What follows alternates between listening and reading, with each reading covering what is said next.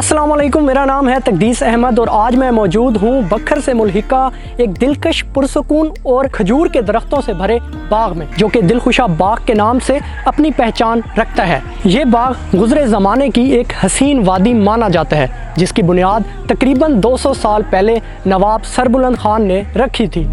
बखर की जो हिस्ट्री है, इसमें दो जो है मकामात जो हैं उन्हें बड़ी जो है तारीख़ी अहमियत हासिल है। एक मनकेरा का किला और एक बखर शहर के से मुल्का दिलकुशा बाग। ये दोनों दर हकीकत एक ही शख्सियत के हवाले से इनकी ये जान पहचान और शनाख्त है, और वो थे रियासत मनकेरा के जो नवाब थे, नवाब मोहम्मद खान। दिलकुशा बाग के बारे में बहुत से मनगढ़ंत चीज़ें जो हैं वो हिस्सा बन चुकी हैं, हमारे कुछ किताबों का भी हिस्सा बन चुकी हैं। और बदकिस्मती से दिलकुशा बाग में जो वहाँ बोर्ड आवेज़ा है, उसकी तारीख़ अमीर को उजागर करने के लिए वहाँ भी गलत मालूमात जो हैं वो दर्ज कर दी गई हैं। मैंने अब तक जो तहकीक की है तो उससे यही साबित हुआ है कि ये दिलकुशा बाग जो है ये नवाब सरबुलंद खान ने ही लगवाया था। और सरबुलंद खान जो है वो 1772 से 1815 तक मनकेरा के जो है वो नवाब रहे, रियासत मनकेरा के।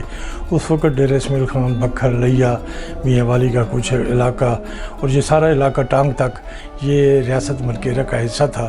तो ये जो दिलकुशा बाग है, ये मैंने डिस्ट्रिक्ट गजेटियर को सर्च किया, फिर उसके बाद तारीख़ बखर एक लिखी हुई है उसको देखा, एक रियासत मनकेरा के हवाले से किताब थी वो देखी। फिर सबसे इसमें अहम जो बात जो वहाँ से किसी जगह भी इसकी जो है वो कोई ये नहीं पता चल सका कि ये बाग किसने लगवाया था। किसी ने कुछ लिखा, किसी ने कुछ लिखा, लेकिन सबसे एक मुस्तनद जो चीज़ थी वो जो हाथ आई मेरे, वो थी एक सेटलमेंट रिपोर्ट। तो ये बहुत 700-800 सफ़े की एक रिपोर्ट है, और इसमें तमाम यहाँ की इस इलाके की हिस्ट्री, इस इलाके की दीगर जो मालूमात थी वो इसमें मौजूद है कि ये बाग नवाब मोहम्मद खान ने ये जो है वो लगवाया था। तो ये बाग जो है वो उस वक्त बड़ी अहमियत उसे हासिल थी। यहाँ शीशम के दरख्त भी थे, यहाँ आम के दरख्त थे, दीगर जो है वो खजूर के दरख्त थे, दीगर जो फलदार पौधे थे वो लगवाए गए थे। यहाँ चबूतरे थे बैठने के लिए। और इस दिलकुशा बाग की जो लोकेशन थी वो एक बड़ी यानी मिसाली थी। मिसाली इस एतबार से थी कि दिलकुशा बाग के चारों तरफ दरिया का पानी बहता था और कश्ती में बैठ के वहाँ जाना पड़ता था, और ये एक तफरीह मकाम भी था और बाग भी था।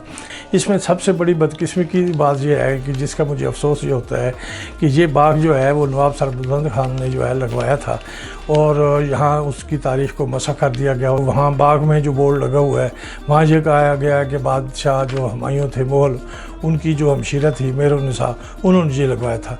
और उसका भी कुछ यानी तज़किरा नहीं है कि ये उन्होंने कहाँ से मालूमात ली हैं। इस वक्त मेरे पास वो किताब मौजूद है जो सेटलमेंट रिपोर्ट है, ये कोई 800 सफ़े की या 800 से भी अबव सफ़ात हैं इसके। सेटलमेंट रिपोर्ट में भी इसका तज़किरा है, दीगर कुतुब में भी तज़किरा है। तो मैं ये समझता हूँ कि भाई इसकी तारीख़ जो है वो दुरुस्त होनी चाहिए, और जो जिस शख्सियत ने ये जो है बाग लगवाया था उसका नाम कम अज़ कम आना चाहिए। तफरीह मकाम के तौर पे तो ये है कि ये बुनियादी तौर पे बाग भी था और तफरीह मकाम भी था।